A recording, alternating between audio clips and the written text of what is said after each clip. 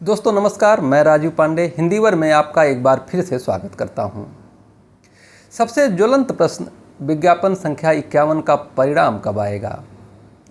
दूसरा कि मेरिट कितनी जाएगी, और उसके बाद कि इंटरव्यू की तैयारी कैसे की जाए। क्रमागत विचार करते हुए सबसे पहले हम लोग विचार करते हैं कि परिणाम कब आएगा और अब तक क्यों नहीं आया। सच कहूँ तो इसका कोई तथ्यात्मक उत्तर मेरे पास भी नहीं है। परिणाम अब तक आ जाना चाहिए था। लगभग सभी लोगों ने यही अनुमान लगाया था कि परिणाम 15 जून से 20 जून के बीच आ जाना चाहिए। ठीक है, अगर इस महीने के अंत तक आता है तो माना जाएगा कि जो अनुमान है वो सही है। लेकिन अगर कारण पर बात किया जाए कि परिणाम क्यों नहीं आया, तो जो मुझे लगता है क्योंकि आपत्तियों की संख्या बहुत ज़्यादा है। आपत्तियों पर विचार करने में आयोग को समय लग सकता है। अगर वह अब की बार आपत्तियों पर सही से विचार करके जो उसके विद्वान हैं, जो अच्छे विद्वान हैं, अगर उनकी सहायता लेकर के आयोग अब की बार उचित निर्णय के अनुसार प्रश्नों का मूल्यांकन करता है तो थोड़ा बहुत लेट भी सही है। लेकिन आयोग के इतिहास को देखें तो ऐसा लगता नहीं है। वह उसकी स्थापना की प्रक्रिया से लेकर के स्थापना के बाद प्रश्नपत्रों का निर्माण, परीक्षा का आयोजन, हर पर उंगली उठी, हर उसका स्टेप प्रश्न के घेरे में है, सब पर प्रश्न चिन्ह है। अभी आपने देखा कि पीजीटी की परीक्षा 3 बार स्थगित की जा चुकी है। बात ये नहीं है कि 3 बार स्थगित की जा चुकी तो ठीक है कि नहीं, बल्कि प्रश्न तो सबसे बड़ा ये है कि लगता है कि आयोग योग्य ही नहीं है। बार बार परीक्षा का स्थगित होना और कारण के रूप में कोई भी ऐसी बात न बताना कि जिस पर विश्वास किया जा सके या जिसको लेकर के कहा जा सके कि हाँ ठीक है, आप परीक्षा स्थगित कर दे रहे हैं और आप परीक्षा की डेट ही क्यों देते हैं ऐसी जिसे स्थगित करना पड़े। वे लोग जो तैयारी करते हैं उनका मनोबल टूटता है। बहुत सारे ऐसे लोग हैं जो जिनके पास सीमित समय है, सीमित संसाधन है, वे किसी प्रकार से उस सीमा तक व्यवस्था करके आगे बढ़ते हैं, लेकिन आपका एक निर्णय इसे तोड़ देता है।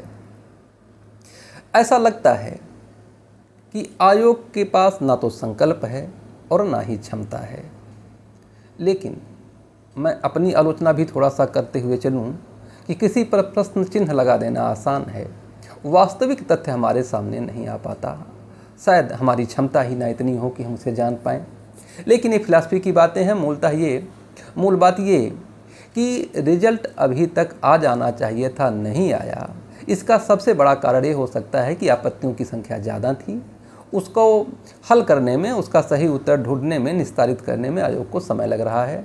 अगर ऐसा है तो परिणाम इस माह के अंत या जुलाई प्रथम सप्ताह में आ जाना ही चाहिए। उम्मीद पर दुनिया कायम है, उम्मीद हम लोग फिर से रख के चल रहे हैं। दूसरा ये कि मेरिट क्या जाएगी। देखिए, मेरिट का अनुमान भी जो लोग लगा रहे हैं उसका आधार जो है ये है कि अधिकांश प्रश्नपत्र कठिन आए हैं अपेक्षाकृत। पिछली साल या इसके पिछले साल की अपेक्षा इस बार के जो प्रश्नपत्र हैं, जैसे हिंदी जैसे विषयों में, तो कठिन आए हैं और बहुत गलत भी आए हैं।